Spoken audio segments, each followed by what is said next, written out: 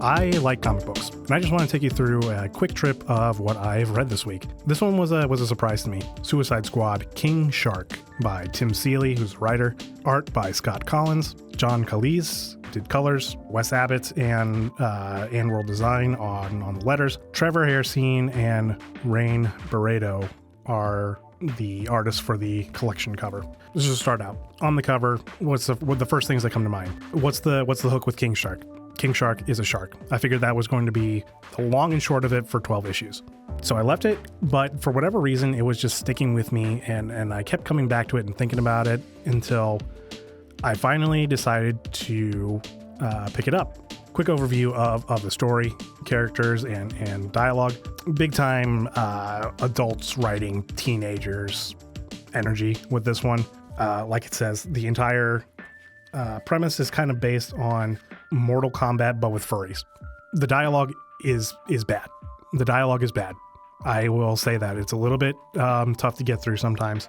One of the main hooks that this story hangs itself on is a Baby Shark reference. That was a dated joke and reference at that time, and it's only gotten worse as time goes on. But also, the characters all have deeper motivations to them. There's a good family drama in here with Nanaue. There's the conflict with the Suicide Squad. The characters are villains, but they're misunderstood, right? Or difficult upbringings. And this does a good job of doing that story with Nanaue. The book does really well of capturing that emotion, not just in dialogue, but in the pacing of the panels and the facial expressions that they're able to get off of these anthro characters. And listen, I'm a big werebear. Like, furries and anthro characters are not a new thing to me. This is kind of my jam. Props to Collins. They're able to pull these really moving expressions out of these strange and silly characters. The main thing that kept me with this book was the art and the art style. All the character poses are really dynamic. It's kind of cool to see Shark get the Hulk thunderclap. But I mean, look here at the emotion that they're able to pull out of a man who is a shark, or the anger that comes from Orca or Queen Tiger. Not only can you see the rage in it, but you can also see like a lot of the suicide characters is a lot of self-doubt. It's a lot of outward struggle that is all built on top of inner struggle. The coloring and the inking reminds me a lot of 90s books, very frenetic cross-hatching. There's a lot of use of gradients and everything, of gradients in color, but a lot of the separation happens through classic inking techniques and classic color techniques, where one shape will really only have one particular hue assigned to it. To me, traditional inking is very integral to the American comic book visual style.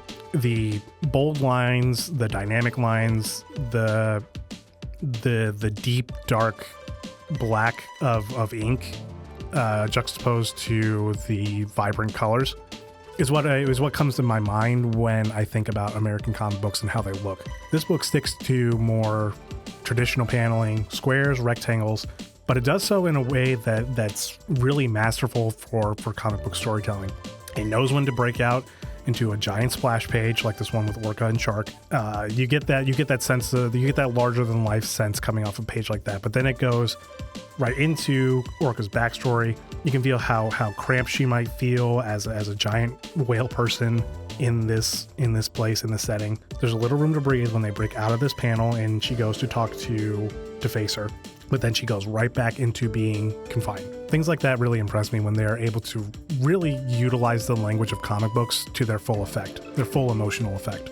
One of the number one things that I hear when editors are talking to newer artists: calm down with the paneling and the layout. This sequence here is indicative of what I really enjoyed about this entire series. Look at this entire page as it is. Basic Steve Ditko 9-panel grid, right? But let's look at the subtlety. Look at what they're able to achieve with just the 9-panel grid. Shark is coming right at us. He's able to break out of the frame because he's wild and uncontrolled. And then we go right into the action montage. Where's the attention in the scene? It's directed entirely between these two characters. The hits are more personal. The paneling offers a kind of staccato rhythm to all of these punches. And then when he's victorious over Shark, we are able to break out of the paneling again. It makes these moments of opening up the book to a big 2-page spread even more impactful. To sum up, Suicide Squad King Shark, like you might expect, It's a bit of a popcorn read. The story itself, great character moments, frenetic action, but also a lot of very cringy dialogue. But I will point to this book as a great example of taking the basics of comic book storytelling and using them to an expert and masterful degree to create really impactful moments that you might not even necessarily actively perceive as you're reading. It's like good audio design in a movie, you know what I mean? You know when it's not there, and when it's done perfectly right, it's like you barely notice it at all. Also, special shout out to this variant cover by Riccardo Federici. As I was just flipping through the book, this one actually caught my eye and kind of made me jump a little bit. It stoked up that kind of thalassophobia or just fear of being in the ocean. So at the end of these, I'm also going to do a bit of recommendation.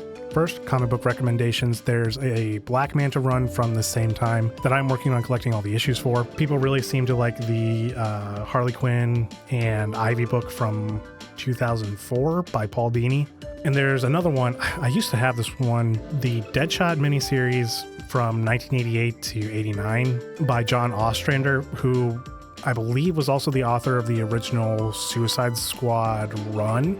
But I also want to do non-comic book recommendations as well, just in case that's also something that you're interested in. Because Nanaue and the story itself is so steeped in Hawaiian mysticism, I'm going to recommend the epic tale of Hi'iaka Ikapoliopele. This collection was first published in, I think, 2012, and the translation was done by Poakea Nogemeyer. This is a collection of originally Hawaiian language stories published in a Hawaiian newspaper, and it's a retelling of some classic Hawaiian mythology and religion. That's the story for today. Thank you for listening. I'm Deo the Bear. I'll see y'all next time.